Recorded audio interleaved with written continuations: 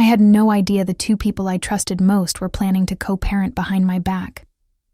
When I picture the moment now, it feels like a scene from a movie I didn't audition for. There I was, belly round with the child I thought was ours, sipping sparkling juice while my best friend raised her glass and said, "To Brielle, the strongest woman I know, and to this baby, already so loved." Everyone clapped. I smiled. I even laughed. But inside, I was a scream wrapped in satin. Renee stood beside me like she always had, since we were 11. She was my ride or die, the one who held my hair after parties, who helped pick the baby names when I couldn't decide. She cried when I told her I was pregnant. She posted anti-vibes loading, like she had been waiting for this baby as long as I had. She called herself the godmother. She called Jason brother. What a joke. Jason was glowing too, playing the devoted partner like it was his greatest role yet. Hand on my back, kisses on my temple, posing with me in every photo like he couldn't wait for fatherhood. Everyone thought we were perfect. People whispered goals when they looked at us. I thought I was safe. I thought this was it. But there was something about the way they looked at each other that day. Quick glances, unfinished smiles. The way her hand brushed his when she passed him a mimosa. Something clicked. Not loudly. More like a quiet snap in the back of my brain. The kind of sound your heart makes when it starts paying attention. I didn't say anything. I didn't let my face change. I'd been trained to doubt my instincts, to smile through confusion, to call myself crazy before anyone else could. But my gut was screaming, "Look deeper." So while they toasted my motherhood, I made a decision that would change everything. I slipped away from the shower for 5 minutes.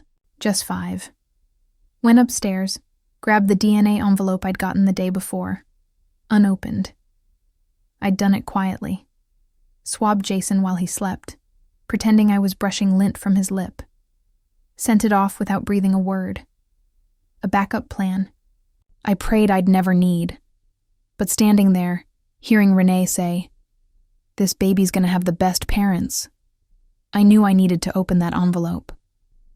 Later that night, after everyone left, after Jason kissed my belly and said he was going to pick up a late-night craving, I sat on our bed, pulled out the envelope, and ripped it open with shaking hands. Probability of paternity, 0.0%. I didn't cry. I didn't scream. I didn't even blink. I just smiled. Because I finally knew who I was dealing with. Jason came into my life like he belonged in it. We met during auditions for a community theater production. I was directing Our Town. He walked in to read for George. He wasn't the best actor, but God, he had presence. The kind that made people lean forward in their seats. He smiled like secrets were romantic. And I fell hard. We started seeing each other before the show even opened. He'd wait for me after rehearsals, bring me coffee with sticky notes that said things like, "For the queen of the stage." He was attentive, sweet, emotionally articulate, at least at first. I thought I'd finally found a man who got me, who respected the mess and the magic. When I told Renee about him, she was thrilled. Too thrilled. "He's hot and has range," she joked. "Don't let him leave." I laughed. She was always supportive like that, always at my side, always encouraging.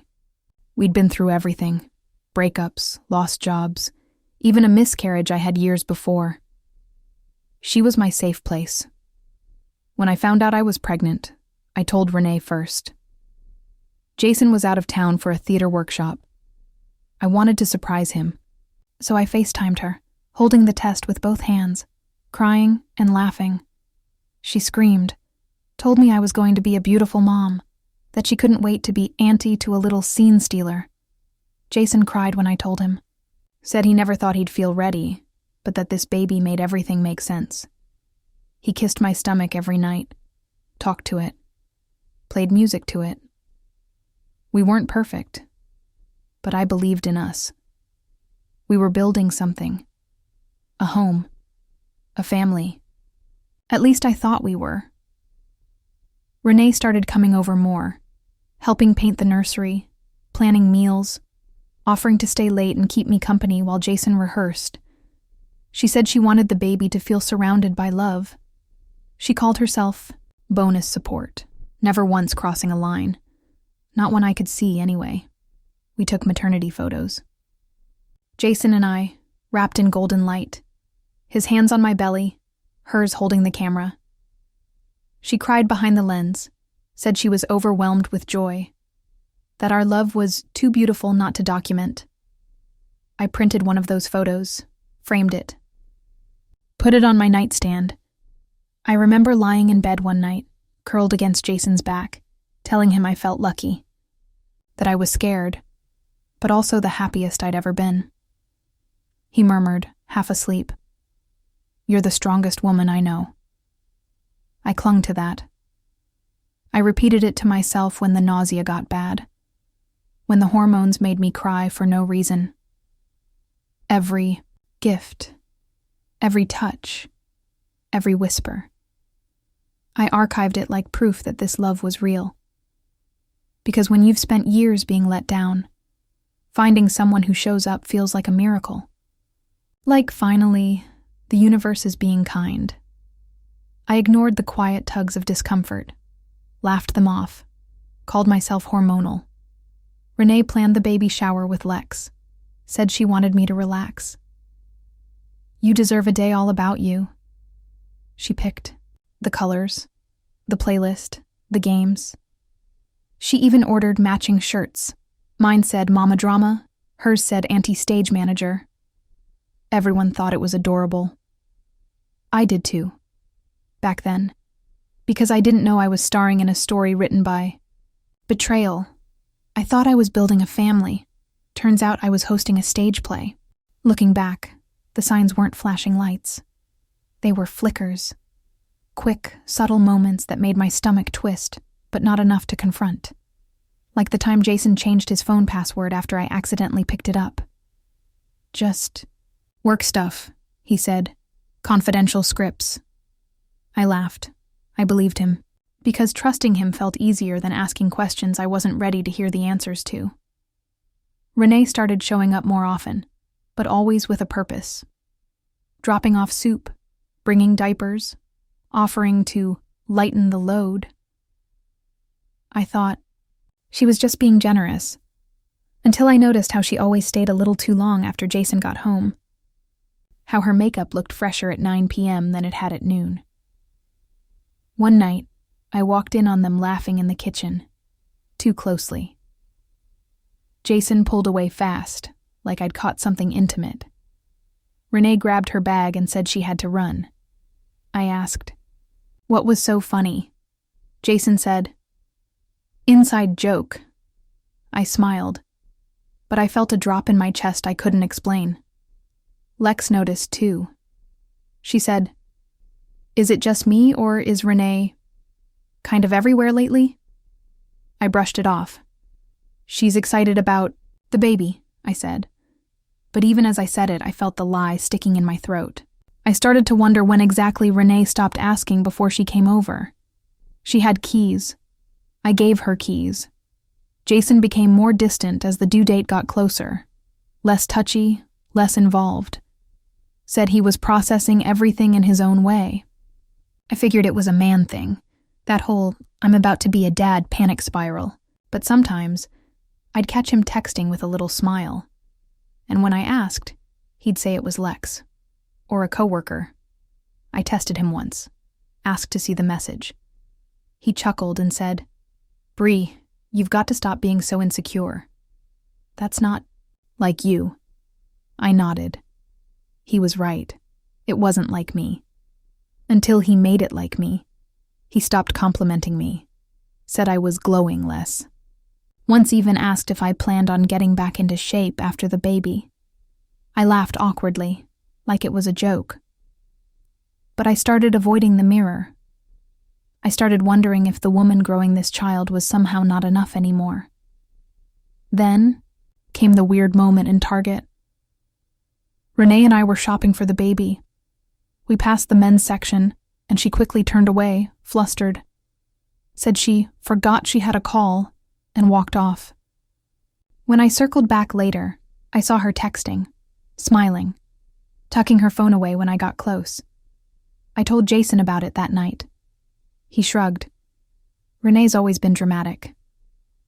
The way he said it was off, not annoyed, protective, like he was covering for her, not mocking her. I let it slide. Again. Because I loved them both too much to believe the worst. But the dreams started. Vivid ones. Where Jason was holding hands with someone else in the hospital room. Where Renee was rocking my baby while I stood behind glass, unseen. I'd wake up drenched in sweat. He'd say I was stressed, that it was normal. They made me feel crazy for noticing, but their guilt always leaked through the cracks. I just hadn't caught them yet. The week of the baby shower, I barely slept. My body was tired, sure, but my mind was louder, screaming questions I couldn't answer, whispers of doubt looping like background noise. I kept telling myself, "You're paranoid, you're hormonal, you're making this up." But my heart was already breaking. The morning of the shower, Renee came over early. She brought breakfast, like always, kissed my forehead and said, "You're glowing." I looked into her eyes, searching for something. Guilt, maybe. But all I saw was calm. That kind of fake calm only people with rehearsed lies can pull off. Jason arrived late. Said he'd been picking up a surprise. A tiny gold bracelet for the baby. I held it in my hand like it meant something. But my stomach turned. It felt more like a bribe than a gift. I thanked him, kissed his cheek. My performance had begun. The backyard was full of people I loved. People who believed we all were happy. There were decorations, games, catered cupcakes with pink frosting. Laughter floated through the air like confetti. And Renee?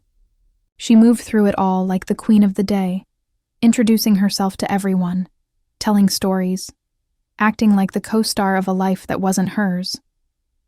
Then came the moment I'll never forget. The toast. Renee stood up, champagne flute in, hand, and smiled at me like I was her biggest blessing. "To Brielle," she said, "the kindest, strongest woman I know. This baby is lucky. You're going to be the best mom. And to Jason, for being her anchor, her partner, her home. You two are everything." Everyone clapped. I laughed, and for a moment I thought I might vomit, because I knew. I knew what was in my purse upstairs. I knew what I'd read 2 nights before. Texts between them. Screenshots I took after Jason fell asleep. Her name saved as Zaza, like a joke, like a mask. The messages weren't even subtle. "You make me feel alive again." I love watching her believe in us. I wish it was you I could be beside when the baby's born. I printed every message. I printed the paternity results, and I brought them to my own baby shower. After the games, we did speeches. Lex said something funny. Jason made everyone cry. Then it was my turn. I stood next to Renee, who threw her arm around me like I was her favorite doll, and I smiled for the cameras. "Thank you all for coming," I began. "It means everything to feel so supported, so surrounded by people who love me, or pretend to." There was a beat of silence, nervous chuckles. Jason shifted in his seat. Renee laughed too, a bit too loudly. I pulled the envelope from my purse. "This is the DNA test I ordered last month," I said. "You know, just to be safe. I guess a woman's intuition is real after all." Gasps. A few people stood up. I looked at Jason, then Renee. "Probability of paternity, 0.00%, I read slowly. Which makes things complicated, considering Jason and I live together, and Renee here planned this whole event. The silence was nuclear. She gave a toast to my future, while hiding the man I thought was my forever, and now they were both exposed, just like I planned. The minutes after the reveal were a blur, like watching a car crash in slow motion, and realizing you're still inside. Renee's face went pale first, then blotchy. She tried to say something, but all that came out was a breathy, "Brielle," like I owed her space to explain. Jason stood still, blinking, frozen. Caught. People didn't clap anymore. They stared. Some looked away, embarrassed. A few women nodded, like they understood too well what I was doing. Lex stepped in, took the mic from my hand, guided me away like I was fragile, but I wasn't. I was fire. The door slammed behind me as I walked into the house. Alone. My heart was racing, but my body felt numb. Like grief had shut off all the noise, so only the ache could echo. I collapsed on the couch, still holding the test results, still wearing the dress Renee picked for me. That irony tasted bitter. Jason followed me in. "Brielle, please." I held up my hand. "Don't say anything." My voice came out low, dangerous, controlled. He tried again. "It didn't mean..." I turned, looked him straight in the face. "You're the father of no one, Jason." That shut him up, finally. Renee tried to text, over and over, long apologies, voice notes. "It just happened. I never meant to hurt you." I was confused. I didn't answer. I stared at her name on the screen and thought, "You held my baby registry while you were sleeping with the father." There aren't enough words for that kind of cruelty. The days after the shower were long, quiet. Lex stayed with me. My mom brought food I didn't eat. The nursery door stayed shut. I couldn't open it. Couldn't look at the space I built on a lie. It was like mourning someone who hadn't even been born yet. My baby still kicked, but my joy didn't. The doctor said stress wasn't good for the baby. I nodded. But how do you unstress betrayal? How do you unfeel a knife twisting in your spine? I cried so much I stopped recognizing my own reflection. I looked like someone else. A woman who lost more than love. A woman who'd been robbed of the dream. Jason moved out. Eventually. Took half the furniture like it mattered. Left behind a few books, his cologne, a toothbrush. I threw them in a box and dropped it at Renee's doorstep without a note. That was my goodbye. Quiet. Cold. Done. People started talking, asking if it was real, if I'd staged it, if maybe I was overreacting. Some mutual friends ghosted me. Said I made it too dramatic. But let's be clear. I didn't cheat. I didn't lie. I didn't toast to someone's future while screwing their present. I just told the truth, loudly. They stole my future, then acted like my reaction was the real betrayal. It was never about the baby. It was about the bond, the trust, the lifelong friendship and the man who promised me forever. Both destroyed with a kiss behind my back. But they underestimated something. They thought exposing the truth would break me, but it only cleared the path. Grief turned to obsession. I needed answers, not closure. I couldn't rest until I mapped out how deep the betrayal went. So I started digging, quietly, methodically. I wasn't crying anymore. I was documenting. I needed the full truth, even if it tore me apart. First, I went through Jason's old phone, the one he left behind in the rush. It had no service, but the Wi-Fi still worked. Messages, photos, notes. And there she was, Renee, under Zaza, just like I'd seen. But this time, full conversations. Months of them, Hundreds.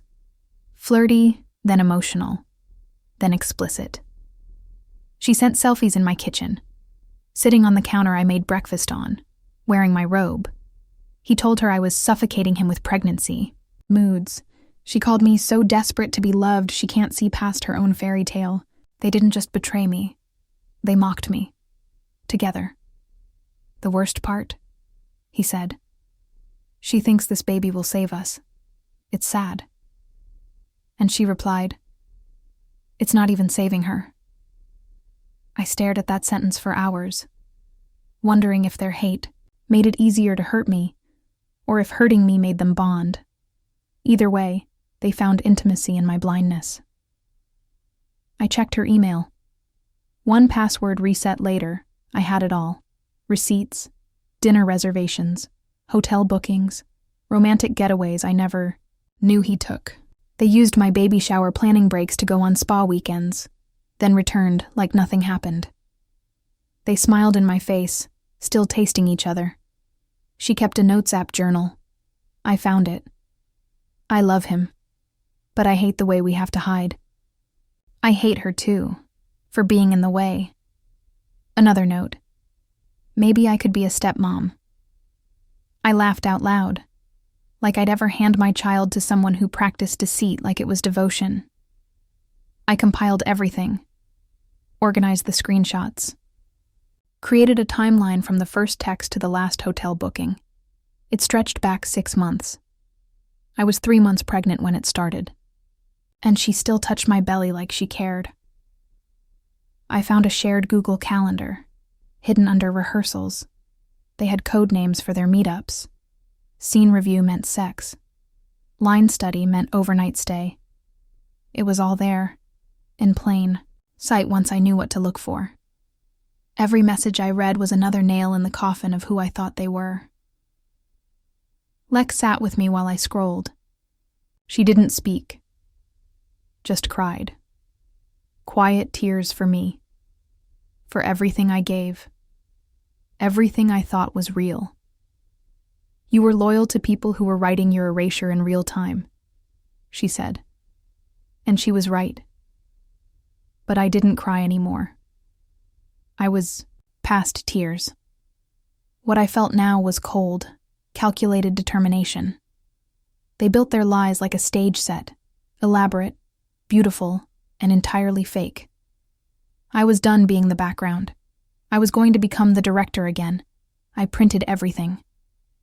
Bound it like a script. Labeled it Act 2, the real show. I didn't know when or how yet, but I knew it wasn't over. Not until everyone saw what I had seen. Not out of revenge, out of clarity. I waited for the right moment. I didn't want rage. I wanted resonance. If they were going to turn my life into a performance, then I'd write the final scene myself and make sure the audience stayed silent at the end. I didn't raise my voice. I raised the curtain. 2 weeks after the baby shower, I announced a thank you dinner for close friends and family. Jason and Renee were both invited, of course. They still thought I was mourning in isolation, that I had crumbled, that I was too weak to fight back, but I wasn't crumbling, I was curating. I booked a private room at the same venue where we'd held our first date night as a couple. Candles, music, wine. I wanted everything to feel familiar, safe. I wanted them to step into a trap so beautiful they wouldn't recognize it as one until the lights hit their sins. Renee arrived first, smiling like she had a conscience made of air.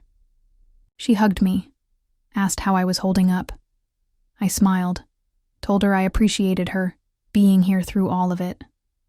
Jason showed up 10 minutes later, looking thinner, like the guilt had begun to eat him. Good. Dinner was quiet, tense. I made toasts. I said all the right things. Lex sat beside me, our hands brushing under the table. I told the story of how I met Jason. I thanked Renee for planning a baby shower I'll never forget. A few people shifted uncomfortably. They could sense the wind was changing. And then I stood up. "I have a surprise," I said, "since we're all here. Since so many people were a part of this journey. I thought it was time to share what Act 2 looks like." I turned to the screen on the wall. The projector flicked on. It wasn't a baby slideshow. It was the PDF messages. Photos, hotel receipts, her notes, his texts, their fake calendar. One by one, it rolled on screen while the room fell into a silence so thick it could drown. I watched their faces as their web unraveled, frame by frame. Renee went ghost white. Jason started to shake. Someone whispered, "Is this real?" I nodded. I turned to them and said, "You didn't just lie. You rehearsed, rewrote scenes, blocked me out of my own story. But I rewrote the ending." Jason muttered, "You don't have to do this." Renee's eyes filled. She whispered, "Please, Bree." I smiled, not because I forgave them, but because the power shift was complete. I already did. I collected my things, walked out. No drama, no screaming, just a clean, devastating exit. Because revenge doesn't always have to roar. Sometimes, it just looks like the truth standing still while the liars fall apart. I didn't feel triumphant right away. That kind of clarity doesn't come in fireworks. It comes in stillness. The kind you sit in after a storm has ripped through everything. But the silence wasn't empty. It was clean. For the first time, in months, my life wasn't spinning around their lies. The nursery door stayed closed for another week. Then one morning, I opened it. No ceremony. Just me, barefoot, tea in hand, staring at a space I once filled with dreams I thought were ours. I took down the name banner Jason had picked, repainted the walls, kept the stars. Because this baby was still mine, I didn't forgive them. I didn't need to. Forgiveness isn't the finish line. It's a side street. I took the main road, the one paved with self-respect and hard stops, and saying no more, even when your heart's still aching. I chose me. Not because it was easy, but because I was worth the effort they never gave. I stopped answering messages from mutual friends trying to neutralize what happened. There is no neutral in betrayal. There's silence, there's complicity, and there's the quiet strength of walking alone with your dignity intact. Lex stayed close. She helped me rebuild, not with advice, but with presence. We laughed again. We made baby onesies with little director's chairs on them. She looked me in the eye one night and said, "You didn't lose a family, Brielle. You lost the fiction." And I cried, because that was exactly it. They wrote my downfall like a script, but I improvised my freedom. I started therapy. Real therapy. I stopped calling what happened a mistake. It was a choice. Repeated, shared, hidden, calculated. And I learned that sometimes the people we love most are the ones who see the blueprint of our heart and still choose to break it. But healing came. Not all at once, but in waves. In the way my baby kicked when I read aloud. In the mornings I didn't wake up with a lump in my throat. In the joy of choosing names again. This time, on my terms. Jason tried to reach out once, said he missed what we had. I didn't reply. Because I know now, he didn't miss me. He missed the version of himself that I made feel important. And I'm done being someone's mirror when I'm meant to be my own light. Renee disappeared. Or maybe I stopped seeing her. I erased the version of our friendship that lived in my chest like a shrine. Replaced it with truth. With space. With boundaries. I don't apologize for anymore. I gave birth in April. Alone. Surrounded by women who held my hand, who reminded me of my strength. And when they placed my child on my chest, I didn't feel broken. I felt reborn. This wasn't heartbreak.